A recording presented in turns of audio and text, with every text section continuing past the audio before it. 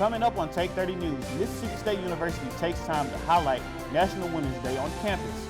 Plus, an animal shelter in West Point is willing to do whatever they can to find their furry friends a home. The Golden Triangle Kennel Club plans the big show. We'll explain.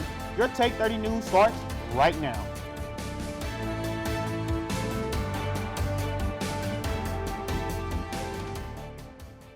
Good afternoon, and thank you for joining us today. I'm Rufus Collins. And I'm Calvin Richey. Opioid overdose deaths in the United States have steadily been increasing for decades, but the CDC attributes a sharp rise in fatalities in recent years to illicitly manufactured synthetic opioids like fentanyl. Well, the Biden administration is addressing drug trafficking by sanctioning entities associated with the illegal and deadly trade, and record amounts of fentanyl have been seized by authorities. Those who have lost loved ones to overdose say more needs to be done. Mike Valero reports. It's a synthetic opioid intended to help patients manage severe pain, but fentanyl is now driving the drug overdose crisis across the country. Fentanyl overdoses cause the equivalent of a new September 11th every 2 weeks. Provisional data from the CDC revealing more than 2/3 of all overdose deaths are linked to synthetic opioids like fentanyl, leaving almost no community untouched. It hurts every day. It was something I had heard of, but not something I would have ever thought would have killed our child, ever. While the federal government has declared the opioid crisis a public health emergency, there's a new push to target fentanyl and similar substances that are exacerbating the epidemic, including a proposed bill aimed at labeling Mexican drug cartels foreign terrorist organizations. This problem is a national security threat. Fentanyl is a killer, and the people killing Americans reside out in the open in Mexico. But some who have lost loved ones are taking matters into their own hands. When my son died, I had never heard of fentanyl before. Jaime Puerta lost his son Daniel to fentanyl poisoning in April 2020. He claims Daniel bought a fake pill from a dealer on Snapchat. Through his nonprofit called Void, Victims of Illicit Drugs, Puerta is working to raise awareness and change the conversation. We have to look at it as a poison and not a war on drugs, but a war on fentanyl. In Los Angeles, I'm Mike Valerio. It's now time for a first look at your weather. We turn things over to Campus Connect meteorologist Roberto Zamora. Hello, Bulldog family. I want to take you over to our campus cam right now, where it is a beautiful one out there. We got some fair weather clouds that are over our head, but that sun is shining on through, making it just beautiful. I would suggest going outside right now. It is a little chilly, however. We are in the lower 60s at 63. We do have a dew point at 48, so we have drier conditions right now. We do have a wind at north-northwest at 10 miles per hour. Tonight, we are going to drop into the upper 30s at 38 degrees. Going to be mostly clear out there, and we're going to have these cooler conditions with a north wind of 5 to 10 miles per hour. A local organization gets a generous donation from the city of Columbus to help the Golden Triangle area. This past Wednesday, the Golden Triangle Homeless Coalition received a 2-acre plot of land from the City Council of Columbus to build a village of tiny homes. The land where the village will be built is located between the Columbus Humane Society and Fire Station 4. It has taken years of planning and funding to acquire the land. In 2019, we had this dream that everyone could live in this tiny home village that we create, and it would offer educational, classes such as GED, and it would offer, or even cooking classes, and it would let them save up money to independently live on their own once they left our village. When talking to Kourtney, she told me that if everything goes smoothly, construction and the building process could start at the end of the month. She also mentioned why this land is a premier location for the village. Back in the days, it used to be a trailer park. They had all of the plumbing, water pipes, everything they needed, like this one here. If you ask me, it looks like it was a good piece of land for the Golden Triangle Homeless Coalition. The plan is to get the tiny homes built quickly so those in need can move in as soon as possible. Hopefully by 2024, we'll have the fully functioning village. So it's going to be 10 units. You can call the GTR Homeless Coalition at 662-549-2643 for more information, or if you would like to get involved and help with their cause. For Take 30 News, I'm Cody Blaszczak. If all goes according to plan, construction could start as early as by the end of the month. While some students are using spring break for fun, others are volunteering their time for others. Our reporter Drew Parsley took a step in the mud to get more on this story. Throughout the weeks of March, you can often find your typical college student at the beach or the lake. This week, college students from Illinois are traveling to Mississippi to help serve the local community. It's an alternative spring break program for college students on their spring break to come and do a service project. Students from Rockford University are volunteering in the Habitat for Humanity Community Collegiate Challenge this week, helping to build a house for a local family. The house is being built in Kelly Estates, a new subdivision being developed by the nonprofit organization. We just decided that it was nice to do something nice for other people while also getting to go somewhere we haven't been before. This house is one that was built in the fall, part of HFH's Maroon Edition house partnered with MSU.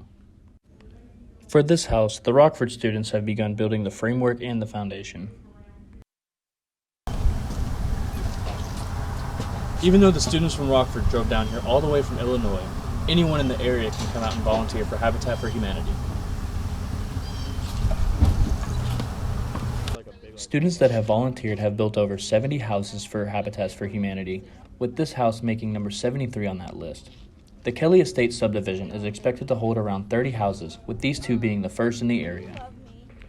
Reporting for Take 30 News, this is Drew Parsley.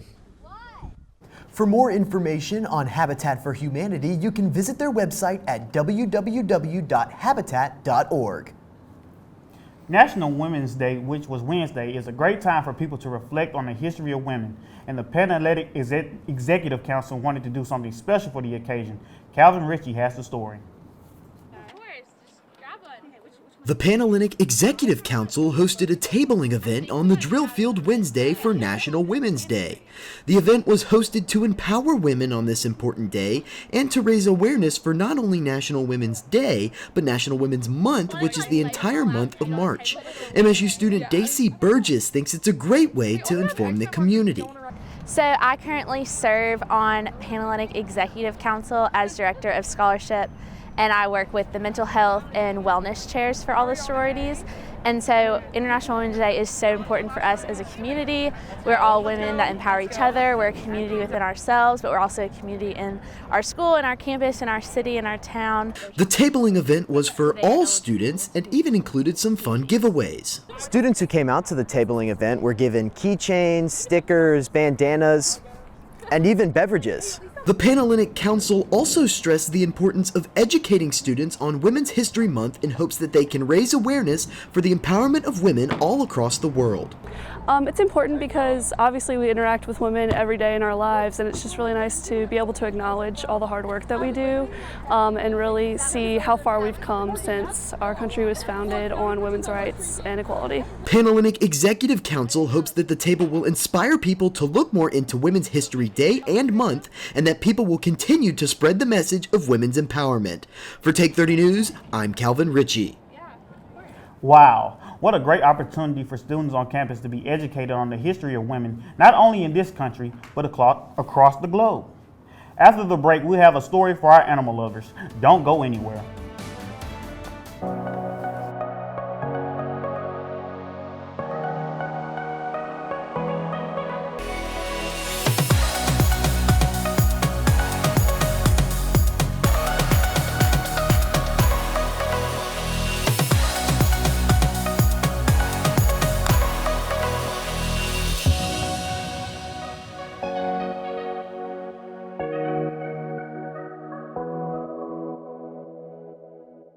What if you could be part of one of the top engineering schools in the nation without ever leaving the coast? Well, now you can. Mississippi State's collaboration with Mississippi Gulf Coast Community College allows you to earn core credits while pursuing a 4-year degree in mechanical or electrical engineering, all in the same location. And with classes taught by MSU professors, the world-renowned education you couldn't find anywhere else is now in your own backyard. To learn more about this great opportunity, visit us online. Welcome back. Some of our furry friends are looking for a forever home, and the animal shelter does its best to give them just that. All animals, big and small, are looking for homes in West Point. The West Point Clay County Animal Shelter takes in animals who are in need of help. They are given a temporary home at the animal shelter until they meet their forever family. Melanie Elmore says that she works at the animal shelter because she wants to be able to help those animals who can't help themselves. To watch the light in an animal's eyes come back, because somebody cares. Whether you're looking for a pet that is very cuddly or likes to be left alone, the animal shelter has whatever you're looking for. Our goal is to have an empty shelter, but we all know that that's not going to happen. But our goal is to find living homes for stray, displaced animals, neglected animals, abused animals. Elmore also says that the most important thing you can do for these animals is to spay or neuter them to prevent cancer. These animals all deserve to be happy and to have a happy home with a happy family. If you are interested in adopting one of these beauties, you can call the West Point Clay County Animal Shelter or visit their website at www.wpccas.org. For Take 30 News, I'm Phoebe Florian. All of those animals were so cute. I know, it makes me want to take one home. The Golden Triangle Kennel Club will host its annual dog show. Rufus Collins takes a closer look inside the venue. This is the Mississippi Horse Park, the location of the Golden Triangle Dog Show. The dog show is organized and hosted by the Golden Triangle Kennel Club. The group usually meets at the MSU Animal and Dairy Science Building every third Thursday of every month. Alice Wang, who recently became a member of the club, says they are trying to bring new things to the show. We've been trying to bring more performance sports and training opportunities through classes and events to the show. Wang also says that this will be a great opportunity for young handlers. There's a juniors program, so for younger handlers, and it's a really great way for kids to kind of get involved in the dog world. For more information about the dog show, visit the Golden Triangle Kennel Club website. For Take 30 News, I'm Rufus Collins. So Rufus, are you thinking about entering your dog in the dog show? You never know, Bella might try to take home first place. After the break, Roberto Zamora will give us a full look into our weather. Stay with us. Performance at the highest level is the objective of every athlete. But what can athletes accomplish if they understood and responded to everything their bodies are telling them? Mississippi State University's Athlete Engineering program is designing and deploying groundbreaking advanced wearable technology that creatively collects millions of data points for researchers to analyze, predict performance, and improve body mechanics. Researchers in engineering, kinesiology, sociology, textiles, and more disciplines are working together to test and design new technology that leads to winning results. In addition to helping athletes reach their highest potential, this collaborative program is reducing injuries and protecting the health of competitors now and far into the future. Mississippi State University. Farming can be a tough way to make a living. Weather, pricing pressures, and unpredictable swings in demand can take a toll, not only on farmers' finances, but on their mental health, as well as that of family members and farm workers. That's why Mississippi State University is spearheading a program to train extension agents to detect the signs of depression, substance abuse, and other stress-related challenges. Everyone has a bad day, of course, but this holistic view of a farmer's circumstances enables MSU representatives to recognize the difference between routine struggles and deeper, more serious issues. It may be a tough conversation, but the sooner it gets started, the sooner farmers can get help to better manage stress and continue the important work of growing the products our world needs. Caring for farms and farmers. Mississippi State University. Hello, Bulldogs. Welcome back. I want to take you back over to our campus cam again because, just look at the shot. It's beautiful out there. The sun's coming straight through the clouds, and these are getting less and less dense as we keep on going throughout the night. Right now, it is still in the 60s. Right now, we're sitting at 63 degrees with a dew point of 48 and a northwest wind of around 10 miles per hour. If If we look at our temperatures around the area, majority of us are sitting relatively the same. Majority of us are in the mid to lower 60s right now, with Tupelo at 62, Starkville at 63, and Louisville at 65 right now. Mississippi State does have a baseball game at Duty Noble Field. First pitch is at 6 o'clock tonight, so at 4 p.m. it's going to be 60 degrees out there. 6 it's going to be 55, and at 8 p.m. it's going to be 51. This weekend, Saturday, is going to look relatively the same as it is today. 65 degrees with partly sunny skies, but as we get to Sunday, we are going to get some thunderstorms and some gusty winds that are coming through our area. I want to take you over to the futurecast, 8 a.m. You can see we got some overcast conditions with some storms around the I-22 near Alabama. And as we keep on going throughout the day, you start to see to our northwest, some storms are starting to pull in through the area, and at 1 a.m. we have some near Pontotoc and Tupelo. And as we keep on going throughout the evening, we'll see around Sunday, 6 a.m., that's when we get these big bulk of storms. The major threat here is going to be those wind gusts that are affecting our area. You could also see some big downpours too, and of course, you can't rule out lightning. And as we keep on going throughout the day, we'll have those lingering showers stick behind us. So around 11 a.m., if you're getting ready for brunch or anything like that, you'll want to make sure you have a rain jacket or an umbrella on you. But as we keep on going throughout the day, we'll see these overcast conditions will clear out with it, and by dinner time, it's going to be pretty nice out there. However, it probably will be a chilly one too. So as we look over the next 7 days, Saturday it's going to be 65 degrees. Sunday we're going to have 70-degree temperature, but those thunderstorms rolling through our area. As we start the work week on Monday, our temperature is going to drop down to the 50s, but it will quickly rise up as we get to Wednesday and Thursday. And Friday, we do have another threat of rain coming through. Coming up after the break, Moriah Norman will have our sports for the week with info on some eventful games going on this weekend. It's going to be fun, so stick around. Meeting the challenges of a changing world. It's a responsibility we take seriously at Mississippi State University. Today, our outstanding faculty are on the job with a passion that places them among the best in the business. We're launching new classroom models, investing in world-changing research, and providing a college experience that's second to none. Though things may look different, our sights have never been higher. To be or not to be? That is the question that echoes the walls of the theater department at Mississippi State University.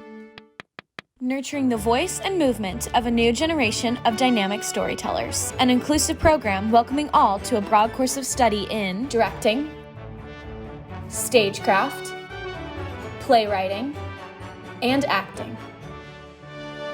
Discover your passion in performance and production with MSU Theater. Print.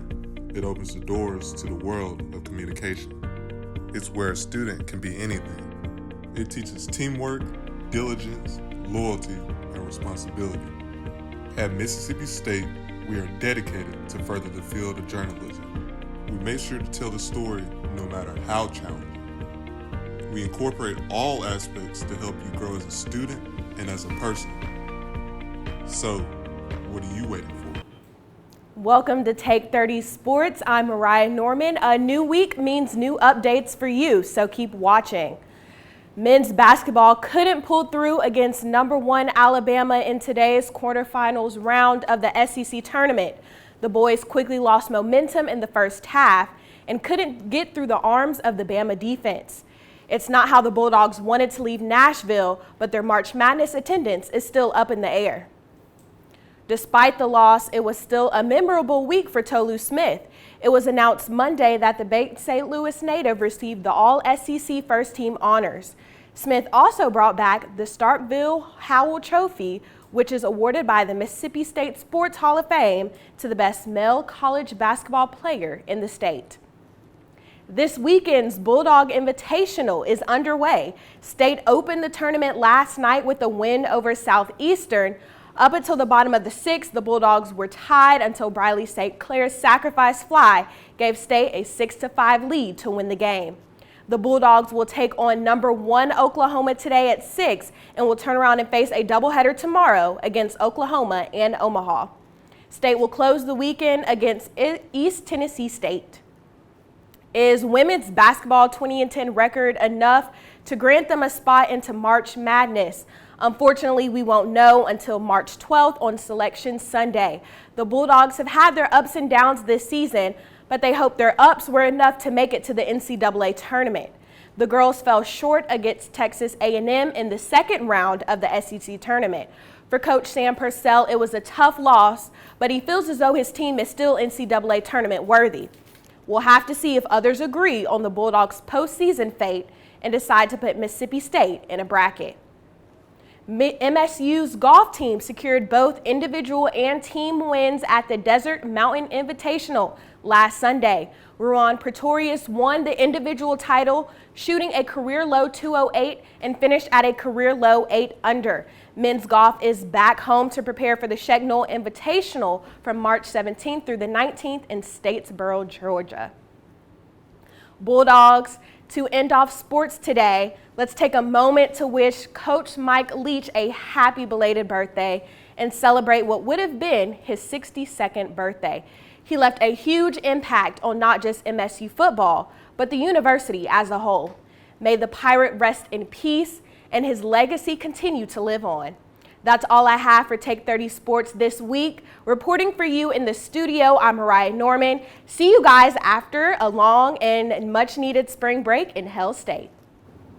Coming up, students around the world get ready for a big week. Stay tuned to find out more. As concern grows over the declining health of the world's oceans, veterinary students at Mississippi State are learning how to rescue and rehabilitate vulnerable marine animals. Through a unique partnership between the College of Veterinary Medicine and the Institute of Marine Mammal Studies in Gulfport, Mississippi, students are experiencing the chance of a lifetime. Real-time research of this fragile ecosystem prepares students for a future in providing care for sick and stranded dolphins, turtles, sea lions, and other marine species. At the same time, MSU's advanced diagnostic technology is helping innovate for solutions while improving treatment and outcomes. Not only are the waters of the Gulf Coast opening new worlds of discovery for Mississippi State veterinary students, they are much safer now, thanks to this game-changing partnership that's improving life for literally hundreds of aquatic animals. With spring break being around the corner, MSU hosts a carnival to ensure the safety of students over the break. The Health and Promotion and Wellness Organization held the carnival in the doghouse.